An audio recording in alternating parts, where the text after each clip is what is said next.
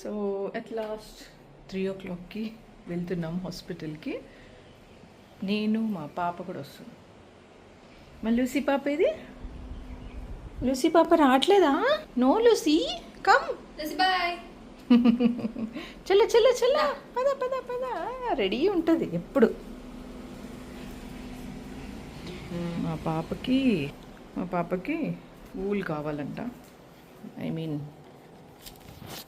Crochet wool. అది తీసుకొని will drop her. చూడండి, ఇంటికి కాకుండా బైక్కి తీసుకుంటున్నాను.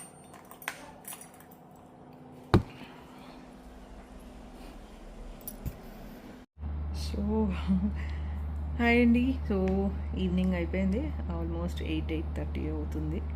ఇప్పుడే జస్ట్ వచ్చాము, అన్ని పనులు చేసుకొని వచ్చాము. యాక్చువల్గా మేము డాక్టర్ దగ్గరికి వెళ్దాము అనేసరికి మా పాపకి తన క్రోషే బండిల్ ఒకటి కావాలి బ్లాక్లో అని తిరుగుతూ ఉన్నాము. షాప్స్ నియర్ బై మాకు లేవు. అల్వాల్ వెళ్ళాము, శ్రద్ధకి వెళ్ళాము, అక్కడ చూసాం ఇక్కడ చూసాం, but everywhere shops close and అసలు అవైలబిలిటీ లేదు. సో ఒక 1 hour 2 hours మాకు ఆ తిరగడంలోనే అయిపోయింది. అట్ లాస్ట్ ఒక అతను ఫోన్ చేస్తే షాప్ ఓపెన్ ఎప్పుడు చేస్తారంటే 4:15కి అని చెప్పారు. సో 4:15కి ఆ షాప్కి వెళ్ళి తీసుకొని తనకి పర్చేస్ చేయించి మళ్ళీ ఇంటికి డ్రాప్ చేసి మళ్ళీ మేము వెళ్ళాల్సి వచ్చింది. సో అందుకే బాగా లేట్ అయిపోయింది ఈరోజు. ఫస్ట్ మా న్యూట్రిషన్ ప్రోడక్ట్స్ తీసేసుకున్నాను. వితౌట్ న్యూట్రిషన్ ఎలా ఉంది బాడీ, విత్ న్యూట్రిషన్ ఎలా ఉంది అన్నది నాకు బాగా తెలుస్తుంది. అంటే ఒక లేడీ ఆఫ్టర్ 40 తన బాడీ తన చేతుల్లో ఉండదండి. దిస్ ఈజ్ ట్రూ అనమాట. I just wanted to experience that. So అందుకే కొన్ని రోజులు స్టాప్ చేసి చూసాను అసలు ఏం జరుగుతుంది బాడీలో 40 తర్వాత, 45 తర్వాత ఉమెన్కి ఏ చేంజెస్ వస్తాయన్నది. I just wanted to experience that. So ఇప్పుడు నేను ఒక 2-3 years నుంచి స్టాప్ చేశాను, ఇప్పుడు స్టార్ట్ చేస్తున్నాను మళ్ళీ. హోప్ నాకు కొన్ని ఏవైతే ఇష్యూస్ రేజ్ అవుతున్నాయి, మేబీ నాకు ఎక్కువ మేజర్గా ఏమీ హెల్త్ ఇష్యూస్ ఎక్కువగా లేవు, చిన్నగా ఇలాగే ఉంటాయి. ఎలర్జీస్ అని అవన్నీ, స్కిన్ డల్నెస్, కొంచెం స్ట్రెంగ్త్ తక్కువగా ఉండడం, ఎనర్జీ తక్కువగా ఉండడం, ఇవన్నీ ఉంటాయన్నమాట. సో ఒక పని చేసి కూర్చోవడము, ఇంకో 2 పనులు చేసి కూర్చోవడం అనేది ఇలా నడుస్తూ వచ్చింది. సో ఇప్పుడు చూద్దాము ఆఫ్టర్ న్యూట్రిషన్ నేను నా స్కిన్ కానీ చూడండి. ఇప్పుడు చూడండి, నేను రేపటి నుంచి స్టార్ట్ చేస్తున్నాను నా న్యూట్రిషన్. ఇప్పుడు స్కిన్, దాని తర్వాత స్కిన్, నా స్ట్రెంగ్త్, ఎనర్జీ లెవెల్స్ అండ్ నేను చేసే వర్క్స్, ప్రొడక్టివ్గా ఉంటానా, డల్గా ఉంటానా, ఇవన్నీ చేంజెస్ మీరే గమనిస్తారు. అండ్ అక్కడి నుంచి మళ్ళీ డాక్టర్ దగ్గరికి వెళ్ళాము. డాక్టర్ 7 o'clock వస్తారని చెప్తే అక్కడికి వెళ్ళామన్నమాట. సో డాక్టర్ దగ్గరికి వెళ్ళిన తర్వాత డాక్టర్ ఎలా ఉంది అని అడిగారు first. So yeah I'm okay fine అన్నాను. బట్ ఈ సౌండ్ మాత్రము చెవిది అలాగే ఉంది doctor, I don't think so, కొంచెం కూడా పోయిందని నాకు అనిపించట్లేదు అని చెప్పాను. సో యా అది ఎప్పుడు దాకా మీ సర్జరీ చేసుకోరో you will not rectify that అని అన్నారు. So if you want to survive with that sound, అంటే అంత ఇరిటేట్ కావట్లేదు అనిపిస్తే డోంట్ గో ఫర్ సర్జరీ. ఒకవేళ అది చాలా ఇరిటేషన్ ఉంది అనుకుంటే సర్జరీకి వెళ్ళండి అని అడ్వైస్ చేస్తున్నారు. అండ్ మళ్ళీ 5 days మళ్ళీ కంటిన్యూ చేయమన్నారు. బికాస్ కొంచెం అంటే నోస్ రిలేటెడ్ ఇష్యూస్ వల్ల నాకు చాలా వేరే ఇష్యూస్ అని అర్థమైంది. ఇప్పుడు ఇంకా ఎక్స్ట్రా ఏమైనా గ్రోత్ అవుతుంది. ఒకవేళ సర్జరీ కాదు అంటే అదేమన్నా మళ్ళీ బ్లాక్ అయిపోతుందా మొత్తము అంటే అలా ఉండదు. Already that's been grown.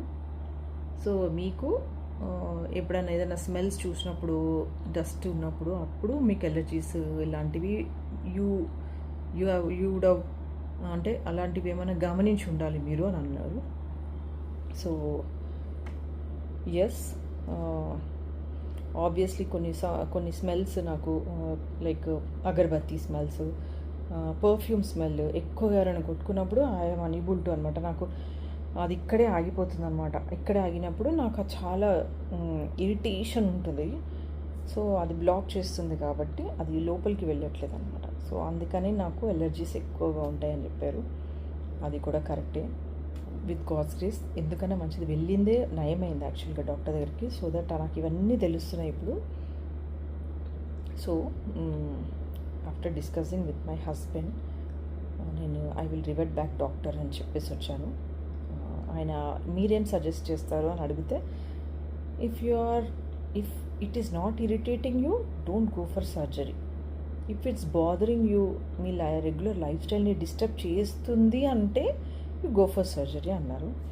నేను అన్నాను అనమాట, లైఫ్ లాంగ్ ఇలా సౌండ్తో ఎలా ఉండాలి డాక్టర్ అని.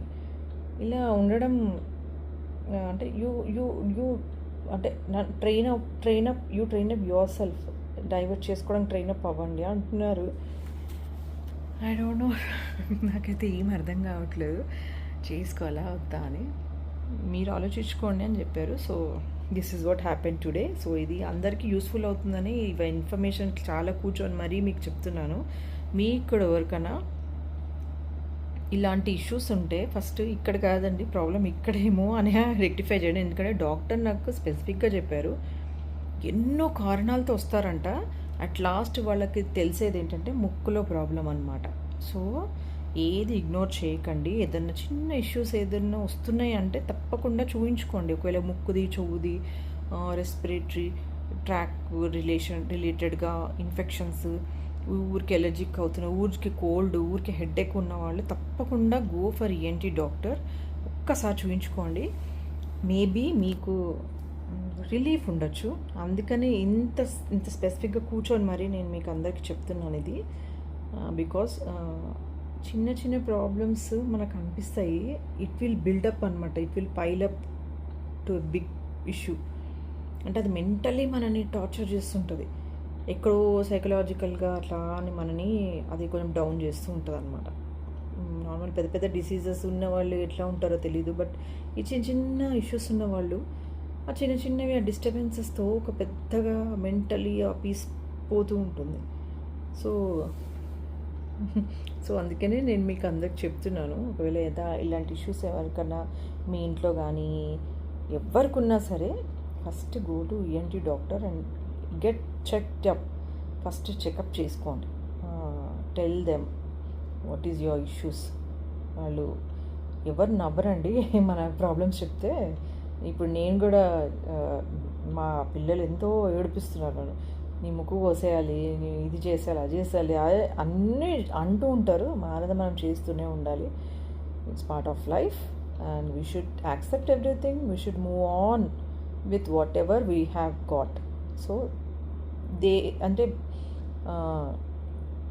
ఏమంటారు, లేట్ అవ్వకముందే ఇది చేసుకోండి అని నేను ఒక సజెషన్ ఇచ్చి వీడియో చేయడం జరుగుతుంది. ఇంతసేపు నేను అసలు మాట్లాడాను నా బ్లాగ్లో, బట్ ఇఫ్ ఇట్స్ నెసెసరీ తప్పకుండా మాట్లాడతాను అనమాట. సో ఇంకొన్ని రోజులు మనము కొన్ని రీసెర్చ్లు చేసి ఇంకేమైనా థర్డ్ ఒపీనియన్ తీసుకొని ఏమైనా చేయగలుగుతామా. మీరు ఏమైనా కామెంట్స్లో ఎవరైనా ఇలాంటి ఫేస్ చేస్తుంటే ఎలా ట్రీట్మెంట్ చేసుకున్నారు, ఒకవేళ ఎవరైనా ఆపరేషన్ చేసుకున్నారా, లైక్ డీవియేటెడ్ సెప్టమ్ అంటారనమాట, దీన్ని ఎవరైనా చేసుకున్నాక మీకు ఇష్యూస్ క్లియర్ అయ్యాయా, ఏమైనా సైడ్ ఎఫెక్ట్స్ ఉంటాయా, ఇలాంటి చెవు సౌండ్ ఎవరైనా ఇట్లా బస్ సౌండ్ ఎవరికైనా ఉందా, ఉంటే ఏం ట్రీట్మెంట్ తీసుకున్నారు, how you are maintaining it, ఎలా ఉంటున్నారు ఏంటి అనేది నాకు కూడా చెప్పండి. తెలిస్తే చెప్పండి, తప్పకుండా నేను ఫాలో అవుతాను.